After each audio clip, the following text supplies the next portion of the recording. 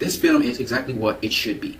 I could nitpick it, like people nitpick Batman v Superman, but at the end of the day, I think it is exactly what it should be, and it accomplished what it wanted to accomplish. It did borrow off of a lot of things from Batman v Superman, no doubt. For me, personally, I think Batman v Superman is revolutionary in what it covered, what it accomplished, the things it did, the way how it launched a whole new universe. It's very exciting. There were a lot of Easter eggs in Batman v Superman. There was also issues that were dialed in and wrapped up in the movie, and it brought forth enormous discussion on the different issues in the movie and themes in the movie. It drew from a lot of the comics, so I mean, you couldn't get more. It was a very dense movie, very dense movie. Let's just put it that way. It's Warner Brothers. That's Warner Brothers. I mean, it was Warner Brothers insignia. Loved it to death. I don't think Civil War will ever do what Batman v Superman did for me, because it's just a higher plane of thinking, and really felt like real world things. So Civil War, I thought, borrowed from the ideas of Batman v Superman, which is why whenever Civil War speaks, they always refer to Batman v Superman, and it makes sense. Let's go into what the critics thought of both films. And like, you can have DC films are a certain way, and then you have Marvel films which are a certain way, and apparently they can't discriminate between the two. So let's go to it. So let's start with Brian Viner. This is what this guy said about Batman v Superman: Dawn of Justice. Incoherent, tedious, and largely devoid of wit. Now, the largely devoid of wit, when has a Warner Brothers DC film ever had wit and been a blockbuster hit? Here's what he got to say about Captain America Civil War. Even for those of us who aren't comic book devotees, Captain America Civil War scores as pure cinematic escapism. So clearly this guy, he clearly has a bias for Civil War. He's talking about escapism. He wants something that's witty, that's funny. Because a DC film, we're talking films now, DC comic book films have never been witty. They've never been funny. The Dark Knight trilogy has no humor. Okay? The Batmans before that, well, okay, forget Batman and Robin. That had humor and it just didn't work, right? But the Batman movies before that, none of them were funny. None. So I don't know what this critic is saying. The critic's name is Brian Viner. Makes sense, brother. Sean P. Means, while it's one thing to take superheroes seriously, it's another thing to drain all the fun out of them. This guy's talking about fun. When he says fun, he means jokes. You can see this guy's brainwashed by Marvel because he's thinking fun. Where was the fun in Christopher Nolan's movies? The action-packed and daring Captain America Civil War is the most game-changing chapter in the Marvel Cinematic Universe since Captain America the Winter Soldier. Action-packed and daring, they say. If that's daring, I don't want to know what Batman v Superman was, because that was as much risk as you could take. It was extremely creative. You see what I'm saying? So, I just told you I like both movies. I want you guys to understand, I have nothing against Captain America Civil War in terms of when I evaluate the movie. And I explained to you what the movie was, so you could see. I can nitpick them like these guys. See how these guys said, while it's one thing to take superheroes seriously, it's another thing to drain all the fun out of them, right? Now, I could take that, flip it on its head, and say the opposite for Civil War. Was this supposed to be an action film, or was it a comedy? Is this what superhero films come to? Because every 2 seconds there was a joke. So I can nitpick, let's just put it that way. This guy says he drained all the fun out of it. Obviously, you're one of those people who, you obviously don't know what a movie is, and you don't know what's the difference between a DC film and a Marvel film. You just don't know, because I don't know DC movies that are comic book movies that, like you say, have jokes in them. They don't. When is the last Batman film that had jokes? None. And the one that had jokes, it flopped. Peter Howell. And you would think that these guys, being so intelligent, that they would say something much more sensible. So that's why I said, for people who are that intelligent, they had to be paid off. And by the way, there are many different ways to pay off someone. If only the film actually had depth, along with a little levity to lighten the bulk in the script, the visual murk and the sonic overkill. First of all, the film did have depth, more depth than Captain America Civil War. We already know this. Look what he's saying. Depth, that means he did not grasp the film. This is a very intelligent guy, right? He writes for all kinds of films, but he somehow can't grasp that this film had depth. Man, along with a little levity to lighten the bulk on the script. So his problem is, again, jokes. It needs to have jokes. The visual murk and sonic overkill. So he thinks it was loud and it was confusing to him. And why is it confusing to him? Because it's not coming in a protagonist, linear kind of way. We could follow Cap and Bucky. With Batman v Superman, we're walking along Batman's line, but then we go along Superman's line. They don't like that. It's confusing. See, I'm breaking it down. We're supposed to be adults. We're supposed to be able to understand more complex things than little children. That's not the case here. Civil War reminds us it's okay to enjoy a few laughs. So his thing is ha ha ha he he ha ha. Even while diabolical villains plot doom. Diabolical villains plot doom? Outraged citizens demand accountability and your best pal mistrusts you. Outraged citizens demand accountability? No, they didn't. The citizens didn't demand. It was a personalized thing that made Iron Man guilty, so he brought in the Secretary General. It wasn't a citizen's protest. It was because of Iron Man this happened. He's the reason this whole thing happened. So this guy doesn't even understand what was the reason for Civil War. See what I'm talking about? This is the level of critique we get from a guy named Peter Howard. Now, how am I supposed to take this guy seriously next time he does reviews? Because he's just going to go around with the flow, or he's going to get paid by somebody to say what he says.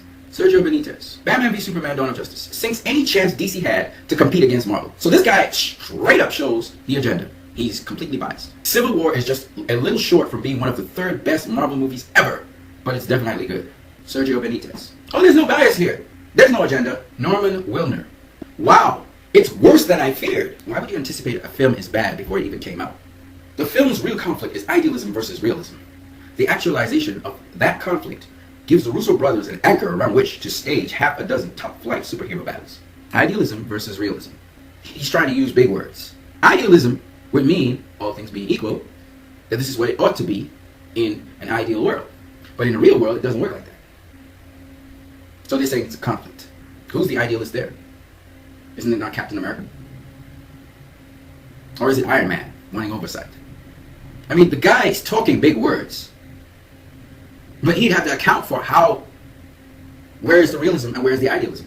Michael Smith, while the film's final act battle delivers better bang than some Marvel movies, so this guy's already comparing this film to Marvel. See, that's not what you do in a review. In a review, you look at a film on its merits. Batman v Superman: Dawn of Justice too often forgets why we're here in the first place. I'm assuming because you want jokes, you want fun. It's not fun if there's no jokes. It leaves plenty of but what about questions unanswered. But the studio also delivers a few things better than ever here. Order the free refill tub for what may be the popcorniest ride of the summer movie season. Mike McBranagan, he says, one of the worst superhero movies ever made. It's worse than Batman and Robin. It's worse than Catwoman. It's worse than the last summer's Fantastic Four. A lugubrious experience that squanders every ounce of promise. Captain America: Civil War, exciting and ingeniously conceived. Are you kidding me? This is Marvel working at the top of its cinematic game. Because Batman v Superman didn't have fun. Batman v Superman operates in another universe. It set the universe up. Think about that. Hence Dawn of Justice. If you're fighting a doomsday, and remember, there was no doomsday for Civil War. All you got was Zemo. You face doomsday. Doomsday's not nobody to play around with. You don't be quipping jokes while you're fighting doomsday. That's all I gotta say about that. Andrea Chase. Bloviated pretension. Meaning it's bloated and pretentious. But for Captain America: Civil War, she said, a rip-snorting action adventure with a clever plot that appeals to both the fanboy and fangirl, as well as an intelligent consideration for the uses and responsibilities of power. They weren't very responsible. They were kind of reckless with their power. They destroyed the whole airport, you know what I mean? Iron Man realized that oversight, but you know what? Cap was right. We need to have people who can go ahead and follow on their own initiative and on their own incentive. Captain America showed that it was better not to have oversight on certain things. He proved that point to Iron Man. That's why Iron Man, if Cap writes to him or talks to him or whatever, he's going to listen now. Because Iron Man spontaneously did something in response to his feeling of guilt. That's Iron Man. Iron Man's a spontaneous dude, okay? The other thing that I thought was cool about Batman v Superman, which this person trashed that film, was that it showed that people need something to believe in. And that's what Superman did in this movie. He transformed Batman's life. Now, what's interesting, though, is Captain America did it in action, right? Superman did it in his heart. And he, being such a good person, he transformed Batman. Captain America did it in action. In his conviction, he transformed, by staying true to what he believed, he transformed Iron Man into starting to be persuaded by him. So, different ways of doing it, but I thought it was just brilliant how both were seen. Carlos Diaz-Reyes, a shameless attempt at trying to catch up to Marvel. So, there you go. Wasting an interesting premise and turning it into a generic action film. Really? That's what you thought this was. Batman v Superman it was a thriller drama action film. Okay? What Captain America: Civil War is truly a adventure action film. It wasn't a thriller. But anyway, these films are supposed to make you have a good time at the theater, and Civil War guarantees it. Generically, yes, it guarantees you have a good time at the theater. Like Indiana Jones, so I guess he would love Bad Boys 2. Because it was a good time in the cinema. And these people like the hee hee ha ha. That's all they want. And popcorn. This is the critics that we're dealing with. You know what I mean? Alejandro Aleman. Basically a long, tedious, and angry teaser for what DC has in store for the future. And by the looks of it, it'll be dark, gritty, and poorly acted. I don't even need to talk about this. Here's what he says. Cinema can also be a playground, and knowing that, Civil War is the best toy you can play with this summer. He biases up. Ro McDermott. Unfortunately, director Zack Snyder's scattershot, overly complicated, and hugely drawn-out exposition depletes the story of all its fun and power, reducing his leads to important cranks. In Captain America: Civil War, the intelligent plotting, thoughtful character development, and a blockbuster action of the past two installments comes to a thrilling apex. I'm not even going to comment on this. Felix Vasquez Jr. says, With the chore Batman v Superman inevitably becomes, I have little faith the actual Justice League film will be any better. He's already starting to hate on the Justice League film to come. That's the kind of people we're dealing with. Yet the film that borrowed ideas from Batman v Superman, a perfectly well-paced, no it wasn't, and coherent tale about revenge and the question of absolute power resulting in absolute corruption. Absolute power resulting in absolute corruption is a quote from Batman v Superman. So this guy decides to quote from Batman v Superman. So he knows Batman v Superman covered this. That's the kind of people we're dealing with. Paid off, of course, by Disney. Marianne Johnson. Like a movie from the world of Watchmen, cold, cruel, borderline incoherent in its testosterone-fueled rage, misogynist, paternalistic, fascist even. Now this person clearly just throwing words. Of course, Batman has been called a fascist in his own comic, The Dark Knight Returns, but still. Captain America Civil War. Tough, unanswerable human questions frame spectacular, innovative action sequences that are like superhero bullets. This series just keeps getting better. Really. Oh, it's not fascist. It's not fascist for Tony Stark to shoot Falcon in his chest. It's not fascist for Tony Stark to put these superheroes in prison. To have Scarlet Witch encased in her own room. She can't go free anywhere. It's not fascist. No. No, Mariana Johnson. See, that's the kind of critics that we're dealing with. Please. John Hanlon. There is a modicum of depth in the new superhero drama. Unfortunately, it's buried under a grim facade and an unrepentant reliance on loud fight sequences. Marvel has defied expectations yet again in this action-packed but thought-provoking entry that masterfully introduces Tom Holland as the next Spider-Man. That's who we have as critics in movies. Apparently, Civil War wasn't loud and annoying. Louise Keller. Operatic and loaded with potential, this over-loud, they're saying it's over-loud, over-long fantasy with mega stunts fit for the superheroes at its center is a mess. An onslaught of too much, too often, and for too long. Heroes or vigilantes is the question raised in this highly inventive, full-throttle adventure. Highly inventive. It's copied off of Batman v Superman. An agile mind is required to keep up with the never-ending plot twists and leaps. It is refreshing to find genuine originality and flair. She watches this film after Batman v Superman, and she's talking about heroes or vigilantes. Highly inventive adventure. An agile mind is needed to keep up with the never-ending plot. No, an agile mind is not needed. You can be brain dead. They're telling you what the plot is. They're telling you what the twist is. Their dialogue tells you everything. You don't have to think at all in this film.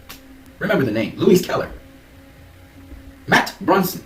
I wouldn't quite call it a good movie, nor would I be able to quite commend it to anyone but the true believers. To be sure, it is a mess, but it's often a fascinating mess. It's also the most nihilistic superhero picture I've ever seen. Nihilistic means like nil. It means there's no stance in it. It stands for nothing.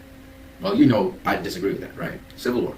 In an era where superhero flicks hit theaters with the same frequency as bugs hit windshields, Captain America Civil War still manages to rise above the fray and declare itself one of the finest pictures yet from Team Stanley. Well, you know where he stands on that. Al Alexander. You know what it begs a question, though? It begs a question. When small minds, and biased minds, and paid-off minds have to critique a film, how much can you trust them? And when I say people are bought off by Marvel, another way of saying is they're charmed by Disney. And their judgment is completely clouded when something different comes on the scene. Watching Batman v Superman: Dawn of Justice, one thing is clear. Zack Snyder loves sparks. They're emanating from everywhere. Everywhere. That is, except his hapless story about superheroes missing their mummies. Yeah? So one minute, some guy's saying this movie didn't have much action, and the next minute, there's lots of sparks everywhere. Really? Captain America Civil War. Cap has not just saved the world, he saved a comic book universe from complacency by boldly raising the ante on all who dare to follow this wonderful, magnificent entertainment. It's funny because when did Cap save the world? This whole movie, Captain America, except for the beginning of the film, is only saving Bucky. Does anybody else see that? It's all about Bucky in this film. It's not about saving the world, it's about saving Bucky. This movie was about Bucky. He saved nobody else's life. He's going to save the world. Al Alexander, ladies and gentlemen. Paid off. This guy brings about the truth. And I like him. That's why I decided to pick this particular critique. Batman v Superman: Dawn of Justice. Unfairly maligned. Snyder's dark vision is impressive and starkly different from the competition. The plot is perhaps too ambitious, but the film delivers more often than it doesn't, with Affleck's Bruce Wayne and Gal Gadot being the highlights. Very real. I'm not here to tear down either movie. Right? I'm not there to do that. When I watch movies, I watch them to enjoy them. I don't watch them to destroy them. And those people who do that, you're stupid. You watch a movie to enjoy it. So I thought both movies were really awesome. I think I ranked them both around the same, but in terms of impact, I think Batman v Superman has a bigger impact than Captain America Civil War, but I think Captain America Civil War, where their advantage is in that they've been received by a wider audience. But is it a memorable movie? Is it a movie where certain things will go with you with the rest of your life? Not really. But I love the evolution of Iron Man throughout the film. I thought it was beautiful. It's changing position. He's basically changed his whole stance on how accountability should be. Batman v Superman: Dawn of Justice is my favorite film for this year, and I think the best film for this year. I don't think anything will top it. It's been controversial, however, so it is what it is. On that note, you guys have a good one.